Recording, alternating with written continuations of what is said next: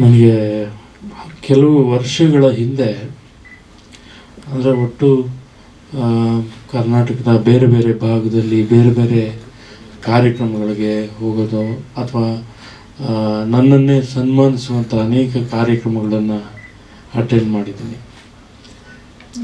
ಸಾಕಷ್ಟು ಪ್ರಶಸ್ತಿಗಳು, ಬಿರುದುಗಳು ನಿಮ್ಗೆ ಗೊತ್ತೇ ಇದೆ. ಆ ಥರದ್ದು ಸಂಘ ಸಂಸ್ಥೆಗಳು ಕೊಡ್ತಿರ್ತವೆ. ಅದರಲ್ಲಿ ಆಕಸ್ಮಿಕವಾಗಿ ಹರಿಹರದಲ್ಲಿ ನಡೆದ ಒಂದು ಕಾರ್ಯಕ್ರಮದಲ್ಲಿ ಸುಮಾರು 10 ವರ್ಷಗಳ ಹಿಂದೆ ಅನಿಸುತ್ತೆ, ಕಾರ್ಯಕ್ರಮದಲ್ಲಿ ಅಲ್ಲಿನ ಸಾಹಿತ್ಯ ಪರಿಷತ್ತಿನ, ಕನ್ನಡ ಸಾಹಿತ್ಯ ಪರಿಷತ್ತಿನ ಗೆಳೆಯರು ಕವಿರತ್ನ ಅಂತ ಬಿರುದು ಕೊಟ್ಟರು. ಹಾಗೆ ಭಾಳಷ್ಟು ಇದ್ದಾವೆ. ಆದರೆ ಅದಾದಮೇಲೆ ಬಂದ ಮೇಲೆ ಅದೇನೋ ಗೊತ್ತಿಲ್ಲ, ಜೊತೆಯಲ್ಲಿ ಯಾರೋ ಅವತ್ತು ಕಾರ್ಯಕ್ರಮದಲ್ಲಿ ಇದ್ದವರು ಯಾರೋ ಅದನ್ನು ಅವತ್ತು ಪ್ರೇಮ ಇದ್ದರು ಆ ಕಾರ್ಯಕ್ರಮದಲ್ಲಿ. ಅಲ್ಲಿ ಅದನ್ನು ಬಳಸೋಕ್ಕೆ ಶುರು ಮಾಡಿದ್ರು. ಅದು ನಾನು ಯಾವತ್ತೂ ಡಾಕ್ಟರ್ ಅಂತ ಹಾಕಿ ಅಂತ ಆಗಲಿ ಇನ್ನೇನು ಯಾವುದು ಪ್ರೀಲೀಡ್ಗಳನ್ನು, ವಿಶೇಷಣಗಳನ್ನು ಬಳಸ್ತಾ ಇರಲಿಲ್ಲ. ಅವರವರು ಕೆಲವರು ಬರೀ ವಿ ನಾಗೇಂದ್ರ ಪ್ರಸಾದ್ ಹಾಕೋರು, ಡಾಕ್ಟರ್ ವಿ ನಾಗೇಂದ್ರ ಪ್ರಸಾದ್ ಹಾಕೋರು, ಏನೇನು ಅವ್ರ ಖುಷಿಗೆ ಸಂಬಂಧಪಟ್ಟ ಅವ್ರ ಖುಷಿಗೆ ಹಾಕ್ತಿದ್ರು. ಈ ಕವಿರತ್ನ ಹಾಗೇ ಟ್ರಾವೆಲ್ ಆಗ್ತಾ ಬಂತು. ಭಾಳಷ್ಟು ಸಿನಿಮಾಲೆಲ್ಲ ಟ್ರಾವೆಲ್ ಆಗೋಕ್ಕೆ ಶುರು ಆಯಿತು. ಇದು ಇಲ್ಲಿವರೆಗೆ ಬಂದಿದೆ. ಇವತ್ತು ಕವಿರತ್ನ ಸಾರ್ಥಕ ಸುವರ್ಣ ಅನ್ನೋ ಒಂದು ಭಾಳ ದೊಡ್ಡ ಕಾರ್ಯಕ್ರಮವನ್ನು ವೀರಲೋಕ ಪ್ರಕಾಶನ, ವಿಷ್ಣು ಸೇನಾ ಸಮಿತಿ ಮತ್ತು ರಾಕ್ಲೈನ್ ವೆಂಕಟೇಶ್ ಅವರು, ಚಿತ್ತಾರ ಗ್ರೂಪ್ಸ್ ಅವರು, ಹಾಗೆ ಸಿರಿ ಕನ್ನಡ ಮತ್ತು ಒಂದಷ್ಟು FM ಚಾನೆಲ್ಗಳು ಮತ್ತು ನಮ್ಮ ಕನ್ನಡ KTV, ಕನ್ನಡ ಆಡಿಯೋ ಕಂಪನಿಗಳು, ಅದು ಲಹರಿ ಸಂಸ್ಥೆ, ಆನಂದ್ ಆಡಿಯೋ ಸಂಸ್ಥೆ, Ashwini audio, Jhankar music, A2 music ಮತ್ತು ಆಕಾಶ್ ಆಡಿಯೋ, ಈ ಎಲ್ಲ ಸಂಸ್ಥೆಗಳು ಭಾಳ ಖುಷಿಯಿಂದ, ಡಿ ಬಿಟ್ಸ್ ಮೊದಲೇ ಹೇಳಿದೆ, ಡಿ ಬಿಟ್ಸ್ ಅವರು ಎಲ್ಲ ಭಾಳ ಖುಷಿಯಿಂದ ಈ ಕಾರ್ಯಕ್ರಮಕ್ಕೆ ಜೊತೆ ಆಗ್ತಿದ್ದಾರೆ. ಇದು ನಾವು ಅಂದ್ಕೊಳ್ಳಲಿಲ್ಲ. ಈಗ ಶ್ರೀನಿವಾಸ್ ಯಾವಾಗಲೂ ಹೇಳ್ತಿದ್ರು, ಒಂದು ಸಂಭ್ರಮ ಮಾಡಬೇಕು, ನೀವು ಇಷ್ಟು ಕೆಲಸ ಮಾಡಿದ್ದೀರಾ ಅಂತ. ನಾನು ಒಂದು ಸಣ್ಣದಾಗಿ ಒಂದು ಗೆಟ್ ಟುಗೆದರ್ ಥರ ಮಾಡ್ಕೊಳ್ಳೋಣ, ಎಲ್ಲ ಮಾಧ್ಯಮದವ್ರನ್ನ, ಮಿತ್ರರನ್ನೆಲ್ಲ ಕರೆಸಿ ಅಂತ ಅಂದ್ಕೊಂಡೆ. ಆದರೆ ಈ ಕಾರ್ಯಕ್ರಮ ಶುರು ಆದಮೇಲೆ ಆಯಿತು ಮಾಡೋಣ ಅಂತ ಅಂದಮೇಲೆ ಬರಿತಾ ಹೋದರೆ ಪಟ್ಟಿ, ಯಾಕೆಂದರೆ ಎಲ್ಲ 100 ಜನ ಕಲಾವಿದರ ಜೊತೆ 100 ತಂತ್ರಜ್ಞರು, 100 ಜನ ನಿರ್ದೇಶಕರು, ನಿರ್ಮಾಪಕರುಗಳು ಎಲ್ಲರ ಜೊತೆ ಕೆಲಸ ಮಾಡಿದ್ದೀನಿ. ಸದಾ ಸಿಗ್ತಾ ಇರ್ತಾರೆ, ಸದಾ ಒಂದು ಒಡನಾಟ. ನಾನು ನಿರ್ದೇಶಕರ ಸಂಘದ ಅಧ್ಯಕ್ಷನಾಗಿ ಕೂಡ ಕೆಲಸ ಮಾಡಿದವನು, ಹಾಗಾಗಿ ಒಂದು ಒಡನಾಟ ಇದ್ದೇ ಇದೆ. ಇನ್ನು ಮಾಧ್ಯಮದ ಜೊತೆ ಕೂಡ ಅಷ್ಟೇ. ಇಲ್ಲಿ ಇವತ್ತು ಇಲ್ಲಿರುವಂಥ ಅತಿ ಹಿರಿಯರು ನಮ್ಮ ನಾಗೇಶ್ ಕುಮಾರ್ ಅವರು, ಅವ್ರಿಗೂ ಗೊತ್ತಿದೆ ನಮ್ಮ ಬೆಳವಣಿಗೆ. ಹಾಗೆ ಎಷ್ಟೊಂದು ಜನ ಮಾಧ್ಯಮದ ಮಿತ್ರರು, ಹಿರಿಯರು ಆಶೀರ್ವಾದ ಮಾಡಿದ್ದಾರೆ. ನಾಡಿನ ಎಷ್ಟು ಜನ ಆಶೀರ್ವಾದ ಮಾಡಿದ್ದಾರೆ. ಇದೊಂದು ಪ್ರಯಾಣವನ್ನು ಸಂಭ್ರಮಿಸುವ ಖುಷಿ ನನಗೂ ಸಹ ಇದೆ. ಇದರ ಜೊತೆಗೆ ಇವತ್ತು ವೇದಿಕೆಯಲ್ಲಿ ನಮ್ಮ ಆತ್ಮೀಯರು ಪ್ರೇಮ್ ಇದ್ದಾರೆ. ಭಾಳ ಪ್ರೇಮ್ ಅವರ ಪ್ರಾಣ ಸಿನಿಮಾದ ಆರಂಭ ಕಾಲದಿಂದ ನೋಡ್ಕೊಂಬಂದಿದ್ದೀನಿ. ಈಗ ನಮ್ಮ ಡಾರ್ಲಿಂಗ್ ಕೃಷ್ಣ, ಅಲ್ಲಿವರೆಗೂ ಮದರಂಗಿ ಕೃಷ್ಣ ಆಗಿದ್ದರು. ಈಗ ಡಾರ್ಲಿಂಗ್ ಕೃಷ್ಣ ಅಂತಲೇ ಫೇಮಸ್ಸು, ಆ ಡಾರ್ಲಿಂಗ್ ಹಾಡಿನ ನಂತರ. ಹಾಗೆ ಪ್ರೇಮ್ ಲವ್ಲಿ ಸ್ಟಾರ್ ಅಂತ ಎಷ್ಟೇ ಅಂದರೂ ಗುಣವಂತ ಪ್ರೇಮ್ ಅಂತಾರೆ. ಹಾಗೆ ಒಬ್ಬೊಬ್ಬ ಕಲಾವಿದರಿಗೂ ಒಂದು ಹಾಡಿನ ಮೂಲಕ ಕಲಾವಿದನ ತಕ್ಷಣಕ್ಕೆ ಆ ಹಾಡಿನ ಸಾಲಿನ ಮೂಲಕ ಗುರುತಿಸುವಂಥದ್ದು ಭಾಳಷ್ಟು ಕೆಲಸಗಳಾಗಿದೆ. ನಾನು ಕನ್ನಡ ಚಿತ್ರಗೀತೆಗಳ ಸಾಮಾಜಿಕ ಪರಿಣಾಮ ಅನ್ನುವುದರ ಬಗ್ಗೆ ಪ್ರಬಂಧ ಮಂಡಿಸಿ ಡಾಕ್ಟರೇಟ್ ಪಡೆದವನು. ಸಾಮಾಜಿಕ ಪರಿಣಾಮ ನನಗೆ ಭಾಳ ಮನಸ್ಸಲ್ಲೇನಿತ್ತು ಅಂದರೆ, ಅಣ್ಣವರಾಗಲಿ, ವಿಷ್ಣು ಸರ್ ಆಗಲಿ, ಅಂಬರೀಷ್ ಅಣ್ಣ ಆಗಲಿ, ಶಿವಣ್ಣ ಆಗಲಿ, ರವಿ ಸರ್ ಆಗಲಿ, ಅನಂತನಾಗ್ ಅವರ ಆದಿಯಾಗಿ ಕೂಡ ಅನೇಕ ಕಲಾವಿದರನ್ನು ಫಾಲೋ ಮಾಡುವಂಥ ಅಭಿಮಾನಿಗಳನ್ನು ನೋಡಿದ್ವಿ. ಅವ್ರು ಹಾಗೆ ಉಪ್ಪಿ ಸಾರು ಹಾಗೆ ಕ್ರಾಫ್ಟ್ ಹಿಡ್ಕೋಬೇಕು ಅನ್ನೋದಾಗಲಿ, ಆ ಥರ ನಾನು ಆ ಥರದ್ದು ಡ್ರೆಸ್ ಹಾಕೋಬೇಕು. ನಾನು ಕೂಡ ಒಂದು ಕಾಲದಲ್ಲಿ ವಿಷ್ಣು ಸರ್ ಯಾವುದೋ ಶರ್ಟ್ ಹಾಕಿದ್ರೆ ಇಂಥದ್ದೊಂದು ಶರ್ಟು ಅಂತ ಹುಡುಕ್ತಿದ್ದೆ ಹಾಕ್ಕೋಬೇಕು ಅಂತ. ಹೀಗೆ ಈ ಜನ ಫಾಲೋ ಮಾಡ್ತಿದ್ರಲ್ಲ, ಅದೇ ಸಂದರ್ಭದಲ್ಲಿ ಅವೆಲ್ಲ ದಾಖಲಾಗ್ತವೆ. ಒಬ್ಬ ಕಲಾವಿದನ ನಡ್ಕೊಂಬಂದರೆ ಅದನ್ನು ಫಾಲೋ ಮಾಡ್ತಾರೆ, ಅದು ದಾಖಲಾಗುತ್ತೆ. ಆದರೆ ಹಾಡುಗಳು ಮಾಡುವ ಕಂಪನ ಇದೆಯಲ್ಲ, ಅದು ದಾಖಲಾಗೋದಿಲ್ಲ. ಅವತ್ತಿಗೆ ಅವ್ರನ್ನ ಎಂಜಾಯ್ ಮಾಡುತ್ತೆ ಎಲ್ಲ. ಅಪ್ಪ ಐ ಲವ್ ಯು ಇವತ್ತಿಗೂ ಹಿಟ್ಟು, ಅವತ್ತಿಗೂ ಹಿಟ್ಟು.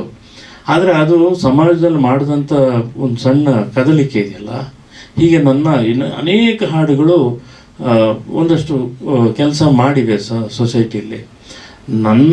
ನನ್ನದೇ ಇಷ್ಟು ಬರದ ನನಗೆ ಇಷ್ಟು ಇರುವ ಹಾಗಿದ್ದರೆ, ನನಗಿಂತ ಹಿರಿಯರು ಅದ್ಭುತಗಳನ್ನು ಸೃಷ್ಟಿಸಿದ್ದಾರೆ.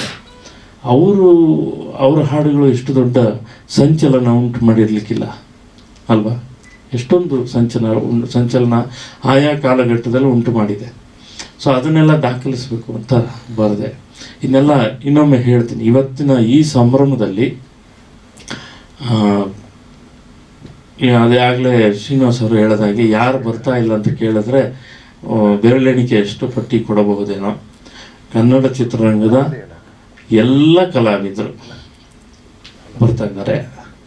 ಎಲ್ಲ ನಿರ್ಮಾಪಕರು, ನಿರ್ದೇಶಕರು, ತಂತ್ರಜ್ಞರು, ಕಾರ್ಮಿಕರಾದಿಯಾಗಿ ಪ್ರತಿಯೊಬ್ಬರು ಕೂಡ ಬರ್ತಿದ್ದಾರೆ.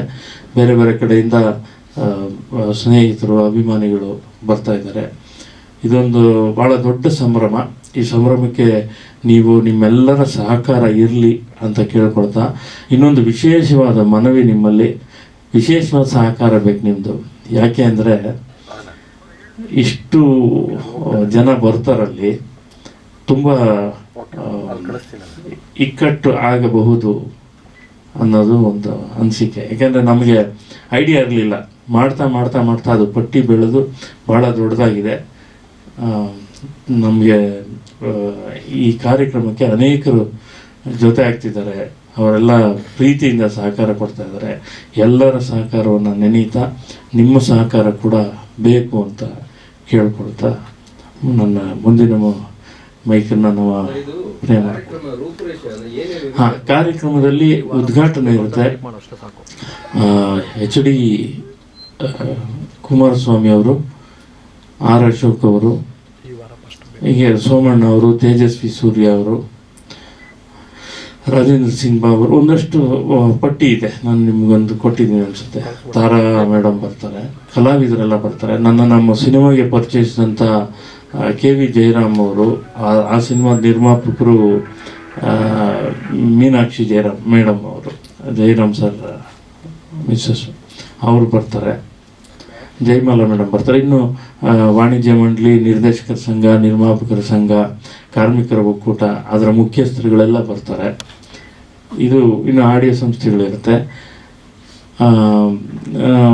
ಇನ್ನು ರಾಜಕಾರಣಿಗಳು ಭಾಳಷ್ಟು ಜನ ಬರ್ತಾರೆ. ಮಧು ಬಂಗಾರಪ್ಪನವ್ರು ಇರ್ತಾರೆ, ಮುನಿರತ್ನ ಅವರು ಇರ್ತಾರೆ. ಸಂಜೆಗೆ ಮನೆ ಮುಖ್ಯಮಂತ್ರಿಗಳು ಮತ್ತು ಸಂತೋಷ್ ಲಾಡ್ ಅವರು, ಚಲುವರಾಯ ಸ್ವಾಮಿ ಅವರು, ಹೀಗೆ ಒಂದಷ್ಟು ಜನ ನನಗೆ ಭಾಳ ಅನೇಕರು ಪರಿಚಯ ನನಗೆ. ನಮ್ಮ ಬರ್ತಾರೆ. ಸಂಜೆ 5:30 6 ಗಂಟೆ ಸುಮಾರಿಗೆ ಸಮಾರೋಪ ಸಮಾರಂಭ ಆಗುತ್ತೆ. ಬೆಳಗ್ಗೆ 10:00 ಉದ್ಘಾಟನೆ ಆಗುತ್ತೆ. ಈ ಉದ್ಘಾಟನೆಯಲ್ಲಿ ಅನೇಕ ಕಲಾವಿದರು ಬರ್ತಾರೆ, ಹೀರೋಗಳು ಬರ್ತಾರೆ. ಸಂಜೆ ಅನೇಕ ಕಲಾವಿದರು ಬರ್ತಾರೆ. ನಾನು ಅದೇ ಆಗಲೇ ಹೇಳಿದಾಗೆ ಯಾರು ಕಲಾವಿದರು ಬರಲ್ಲ ಅಂತ ಪಟ್ಟಿ ಹೇಳ್ಬೇಕು, ಹಂಗಾಗುತ್ತೆ. ಹಾಗಾಗಿ ಅನೇಕ ಸ್ಟಾರ್ಗಳು ಬರ್ತಾರೆ. ಅದಾದ ಮೇಲೆ, ಉದ್ಘಾಟನೆ ಆದಮೇಲೆ ನನ್ನ ಹಾಡುಗಳ ಬಗ್ಗೆ ಪ್ರೇಮ್ ಅವರು, ಶರಣ್ ಅವರು, ಜೋಗಿಯವರು, NS ಶ್ರೀಧರ್ ಮೂರ್ತಿ ಅವರು, K ರಾಜ್ಕುಮಾರ್ ಅವರು, ಕವಿರಾಜ್ ಶೆಣೈ ಅವರು, ಹೀಗೆ ಭಾಳಷ್ಟು ಜನ ಸಾಹಿತಿಗಳು ಮತ್ತು ಚಿತ್ರರಂಗದಲ್ಲಿ ಇರುವಂಥ ಕಲಾವಿದರು ಮಾತಾಡ್ತಾರೆ. ಅವರು ಯಾವುದೋ ಸಾಲು ಇಷ್ಟ, ಯಾಕಿಷ್ಟ, ಅಥವಾ ಹಾಡುಗಳ ಬಗ್ಗೆ ಅವರು ಮಾತಾಡ್ತಾರೆ. ಇದ್ರ ಜೊತೆಗೆ ಜೊತೆಗೆ ಆ ಮಾತು ಮಾತು ಮಾತು ಮಾತ್ರ ಇರಲ್ಲ, ಮಾತಿನ ಜೊತೆ ಹಾಡಿರುತ್ತೆ. ವಿಜಯ್ ಪ್ರಕಾಶ್ ಅವರು, ರಾಜೇಶ್ ಕೃಷ್ಣನ್ ಅವರು, ಇನ್ನು ಕನ್ನಡದ ಸುಮಾರು 60 ಜನ ಗಾಯಕ ಗಾಯಕಿಯರು ಇಡೀ ದಿನ ನಮ್ಮ ಜೊತೆ ಇರ್ತಾರೆ.